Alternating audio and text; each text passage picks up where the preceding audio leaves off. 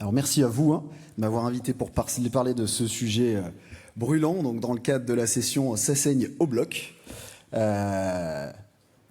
J'ai quelques liens d'intérêt avec des labos pharmaceutiques et des industriels, mais qui nous ont aidés sur le plan scientifique pour cofinancer une étude qui justement va porter sur le fibrinogène et son monitorage, et dont je vous parlerai après.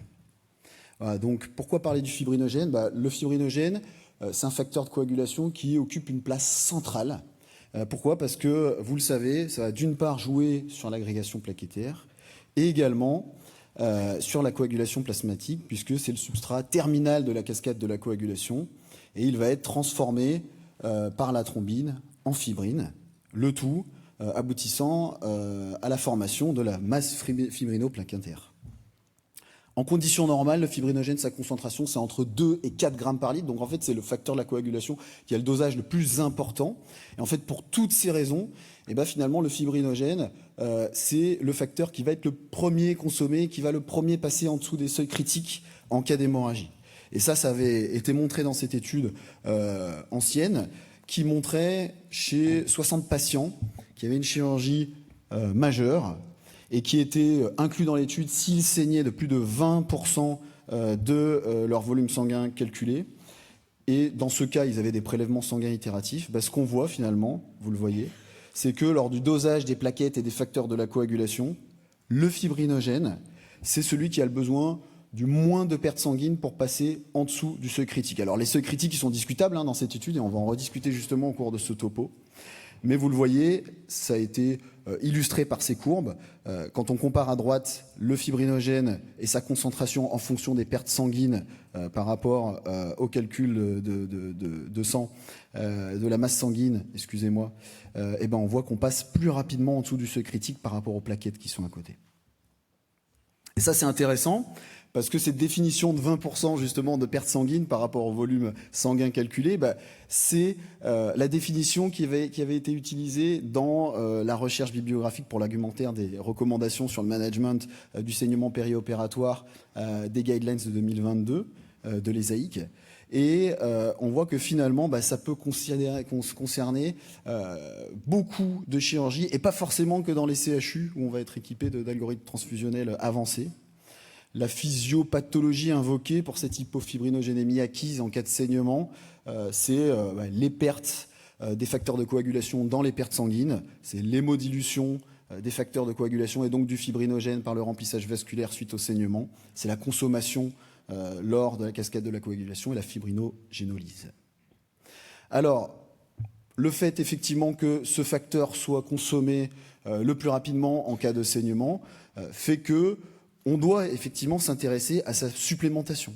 Et la supplémentation, à l'époque, c'était compliqué parce que, en l'absence des concentrés de fibrinogène, il fallait avoir un EFS pas loin, faire décongeler du PFC, et on voit dans cette étude de Gerald Levy que dans les plasmas frais congelés, la concentration finalement en fibrinogène, elle est très faible.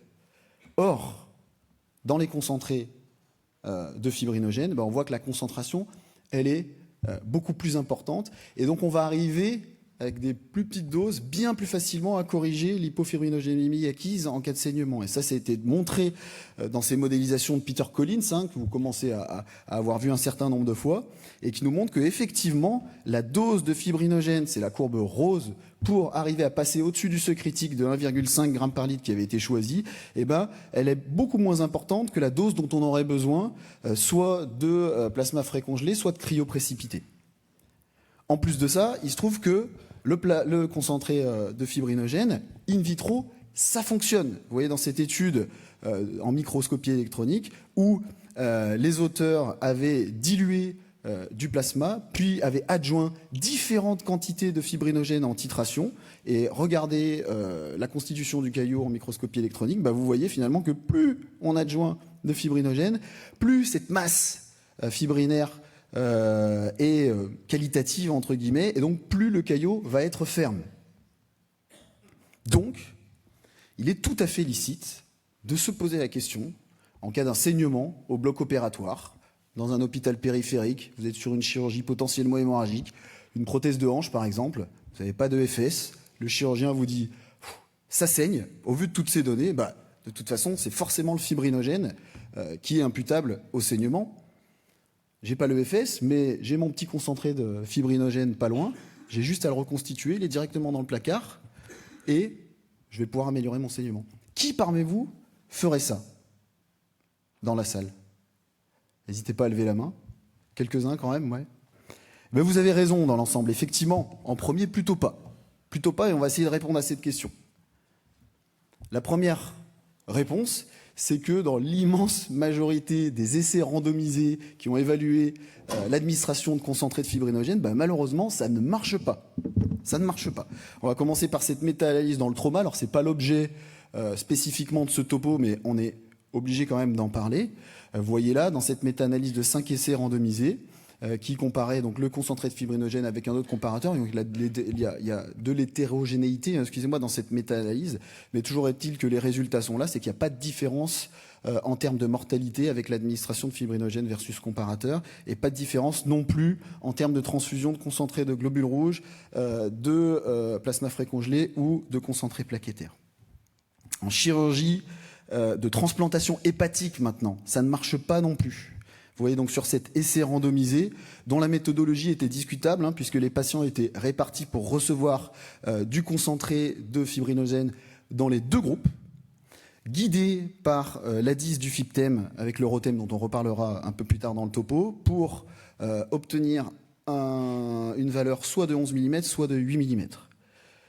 Et, comme on s'en doute, il n'y avait pas de différence dans la quantité de concentré de globules rouges transfusés, mais vous voyez au vu de cette méthodologie que finalement, un des gros biais de l'étude, c'était que les doses de fibrinogène administrées dans les deux groupes, elles étaient similaires, et de la même manière, les concentrations de fibrinogène avant l'administration étaient aussi similaires, et on va reparler un petit peu de ça. En obstétrique, maintenant, même si là non plus, ce n'est pas l'objet principal du topo, puisqu'on parle de bloc opératoire, mais on est aussi obligé d'en parler, puisqu'il n'y a pas beaucoup d'essais randomisés qui ont comparé fibrinogène concentré versus placebo.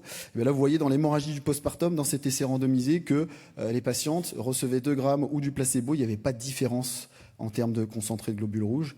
Là aussi, l'étude de Peter Collins, où les patientes étaient incluses si elles présentaient une hémorragie de la délivrance avec un FIPTEM A5 inférieur à 16 mm. Et là, les patientes étaient randomisées pour recevoir soit du concentré de fibrinogène avec un objectif d'A5 du FIPTEM à 22 mm, soit du placebo. Là non plus, pas de différence dans la quantité de produits halogéniques transfusés. Et enfin, l'étude d'Anne-Sophie Boutor, qui a montré effectivement chez les patientes présentant une hémorragie de la délivrance qui requérait des prostaglandines, le fait d'administrer 3 grammes de fibrinogène ou du placebo en double aveugle ne permettait pas non plus de réduire les événements transfusionnels. Et très récemment, là en début d'année, une méta-analyse est sortie et elle est forcément sans appel, effectivement, c'est qu'il y a très peu de niveaux de preuve pour, en obstétrique, proposer de l'administration de concentré de fibrinogène. Alors la seule finalement indication chirurgicale où ça a montré ses preuves, c'est en chirurgie cardiaque. Là aussi, finalement, la grande majorité des essais randomisés sont négatifs, mais on a cette méta-analyse qui a poolé l'ensemble des données des 8 essais randomisés et qui, parmi la foultitude d'analyses qui ont été réalisées et que je vous ai volontairement montré de manière un petit peu floue sur des diapos, on finit par retrouver effectivement un effet du concentré de fibrinogène sur la transfusion de concentré de globules rouges. Alors, ce qui est intéressant, quand on s'intéresse sur pourquoi ça ne marche pas, et notamment en chirurgie cardiaque, puisque c'est les seules études où on a montré l'efficacité de la transfusion de fibrinogène, à la raison pour laquelle, effectivement, ça marchait ou ça ne marchait pas, on va s'intéresser aux études en chirurgie cardiaque qui avaient administré du concentré de fibrinogène chez des patients qui avaient eu un dosage de fibrinogène laboratoire avant l'administration. Et ce que vous voyez, donc à gauche, c'est l'étude de Raemeyer monocentrique randomisée contrôlée qui a montré l'efficacité du concentré de fibrinogène versus placebo. Vous voyez que la concentration en fibrinogène avant administration était de 1,57 g par litre.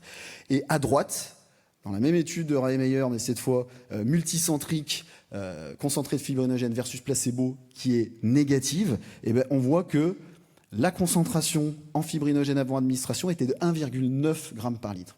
Donc là, ce qu'on commence à voir un petit peu sur ces données, c'est qu'il y a probablement une relation entre la concentration de fibrinogène et le saignement, qui pourrait expliquer l'efficacité ou pas effectivement de la supplémentation. Et ça, on le voit donc sur ces études qui commencent à douter de Carcucci et Ranucci, effectivement, où ils ont évalué la concentration en fibrinogène laboratoire avec le taux de saignement. Et vous voyez là, donc sur cette courbe, que à partir de 1,5, 2 grammes par litre, la courbe commence à décrocher. Effectivement, on commence à avoir plus de saignement.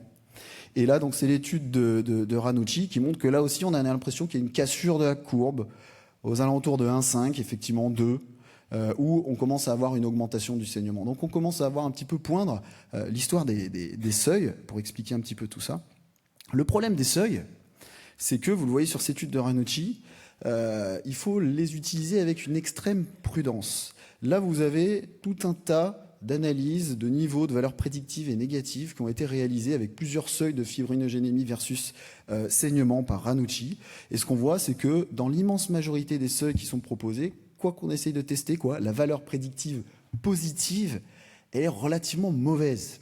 Ça veut dire quoi? Ça veut dire que, au vu des données que je viens de vous présenter, on a la sensation qu'il y a une relation effectivement entre la fibrinogénémie laboratoire et le saignement. En revanche, ce taux de fibrinogénémie, du moins en chirurgie cardiaque, là, n'est pas prédictif du saignement. D'autant que ces taux-là, ils sont soumis à un gros taux de variabilité intertest, et qu'en plus, ces tests-là n'ont pas été calibrés initialement pour des situations avec une coagulopathie ou un déficit des autres facteurs de coagulation.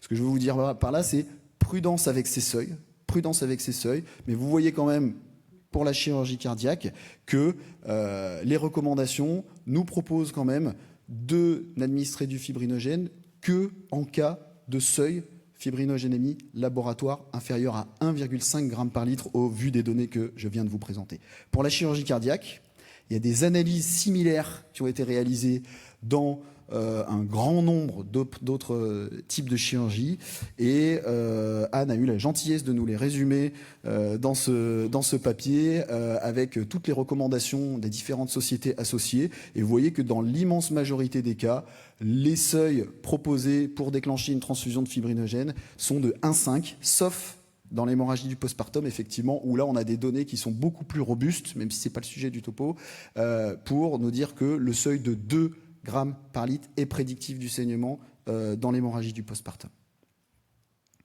Donc, on a dit administration de concentré de fibrinogène en premier, plutôt non.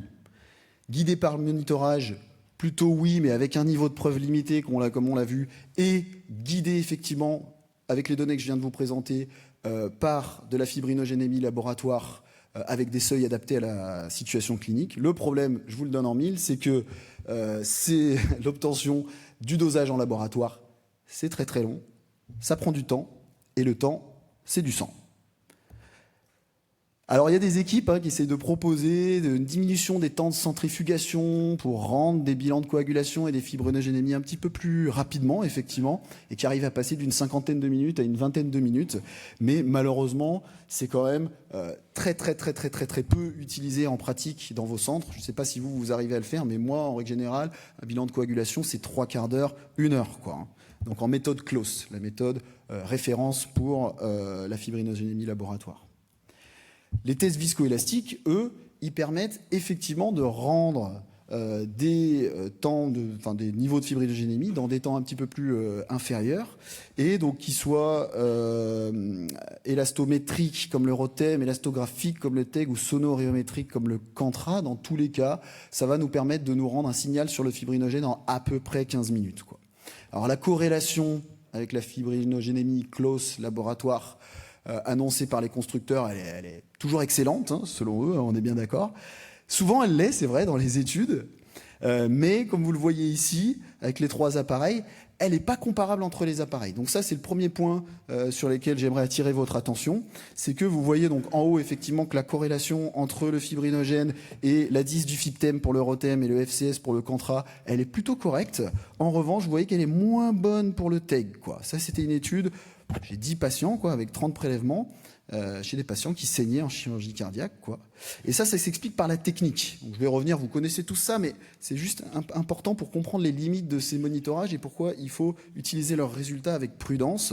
Donc vous savez que sur les tests viscoélastiques, effectivement, le caillot sanguin va être soumis à des contraintes soit oscillatoires, soit ultrasoniques, pour vous rendre un temps de coagulation. Et ensuite, une fois le caillot formé, ces stratégies vont permettre d'analyser la fermeté du caillot, si vous voulez. Donc ça, c'est un peu plus intéressant parce que ça va permettre d'analyser effectivement la relation fibrine-plaquette dans la fermeté du caillot, ce qui n'est pas le cas des tests de coagulation classiques. Et une fois que vous allez avoir la totalité de la fermeté de votre caillot, dans un canal de votre test viscoélastique, vous allez adjoindre un inhibiteur plaquettaire. Et cet inhibiteur plaquettaire va supprimer la composante plaquettaire de la formation du caillot, excusez-moi. Et donc, ça va vous donner finalement uniquement la composante fibrinogène. Et c'est ça qui vous est rapporté dans vos résultats, quoi. Le problème, c'est que avec le TEG, on sait que malheureusement, l'inhibition plaquettaire, elle n'est pas parfaite, elle n'est pas complète, quoi. Et vous voyez sur cette étude, encore en chirurgie cardiaque, puisque c'est dans ces indications où les tests viscoélastiques ont été le plus étudiés, on voit que pour les valeurs hautes de fibrinogénémie, on va surestimer la fibrinogénémie laboratoire avec le TEG.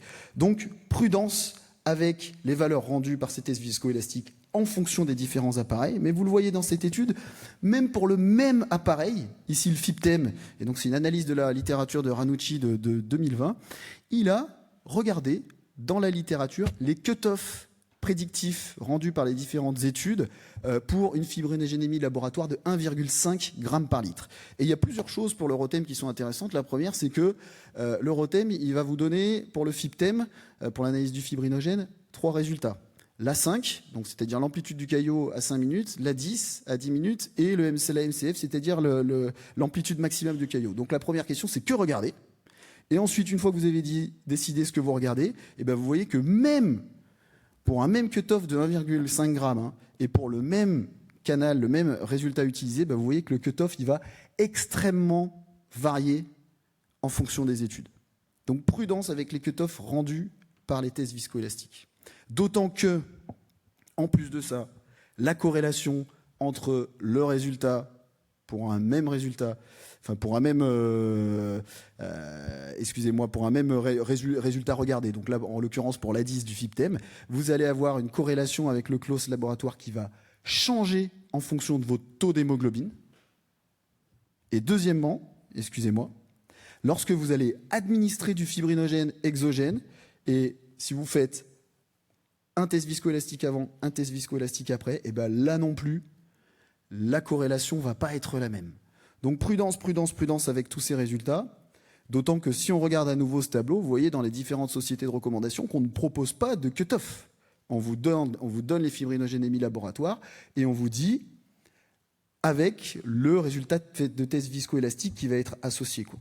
Et c'est ça qui est vraiment important, finalement, c'est que il va falloir localement calibrer vos résultats de tests viscoélastiques en fonction des résultats laboratoires qui vont vous être rendus par votre laboratoire.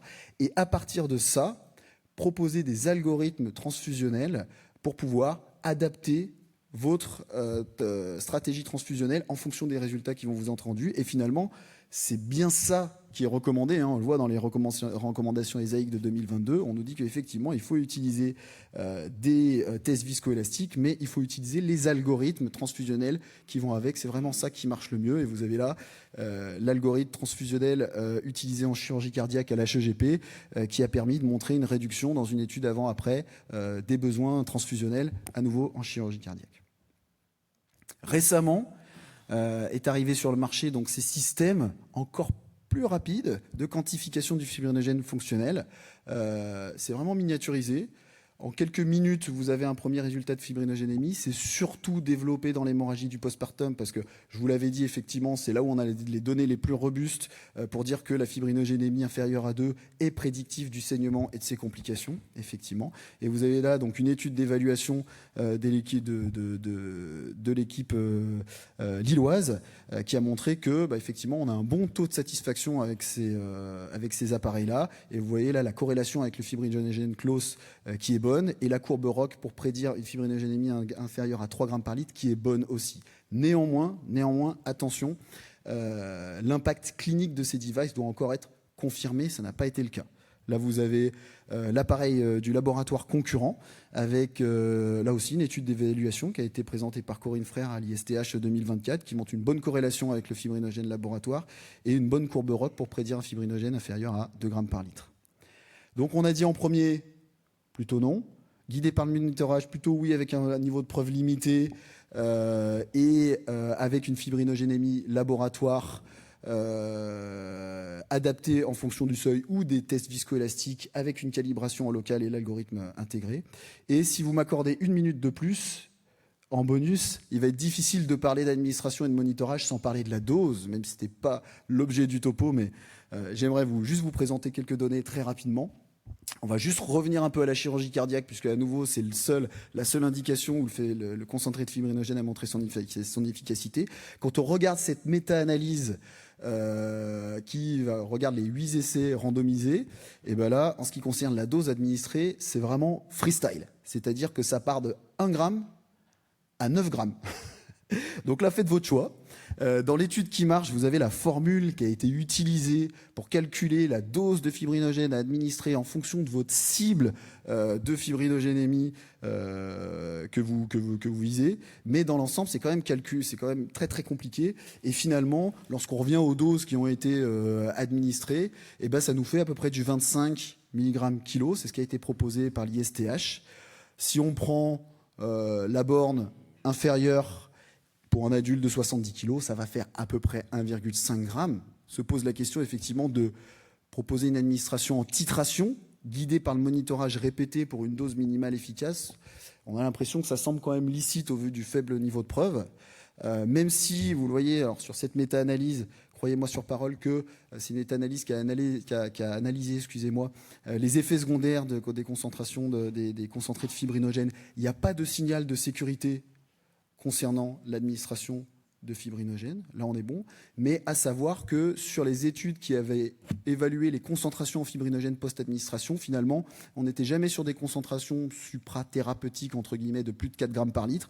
Or, il y a des modèles murins qui montrent que lorsque les concentrations sont de plus de 4 grammes par litre, il y a un risque de thrombose vasculaire. Donc, prudence quand même, d'autant que, comme vous le savez, c'est un médicament qui est quand même relativement coûteux. Quoi qu'il en soit au niveau de la dose, ce qui va être compliqué dans tous les cas, c'est que la concentration obtenue en fibrinogène en fonction de la dose administrée, elle est relativement imprévisible, même si là, il y a une étude très récente dans le JCVA en chirurgie cardiaque qui a montré que sur le delta A5 du FibTEM, on avait une relation dose-effet par rapport à la dose administrée, on en rediscutera si besoin, mais on a là quand même la sensation qu'il y a besoin de données supplémentaires et c'est effectivement pour ça qu'on a obtenu, un financement auprès du LFB, de Stago et de Verfen pour pouvoir, sur 3 centres, faire une étude pharmacocinétique, pharmacodynamique du fibrinogène pour évaluer la relation entre les doses de fibrinogène administrées en chirurgie cardiaque, les concentrations et l'effet sur les pertes sanguines.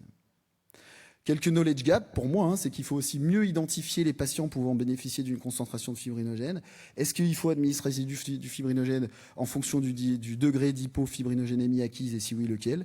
Le diagnostic du saignement dans les études et en pratique clinique, c'est aussi très compliqué, quoi. C'est-à-dire qu'on veut administrer quand ça saigne, mais quand c'est qu'on sait que ça saigne, quoi. Quelle est la différence entre un saignement macro, microvasculaire? C'est écrit dans les articles, mais dans la vraie vie, c'est compliqué, quoi. Est-ce qu'on utilise la quantité de saignement? Est-ce qu'on pèse les compresses? Est-ce qu'on regarde combien de CGR on a transfusé? C'est très compliqué, quoi.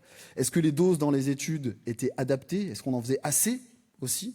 Est-ce qu'il faut individualiser les doses? On va essayer de répondre à cette question. Mes messages clés, donc le saignement périopératoire, c'est complexe et ça ne se limite probablement pas au simple problème du fibrinogène. L'hypofibrinogénémie acquise, elle peut effectivement survenir en cas de saignement au bloc opératoire, mais son imputabilité doit être confirmée par du monitorage avant de déclencher une supplémentation. Et enfin, cette supplémentation, si elle a lieu, elle doit être raisonnée au vu du niveau de preuve. Je vous remercie.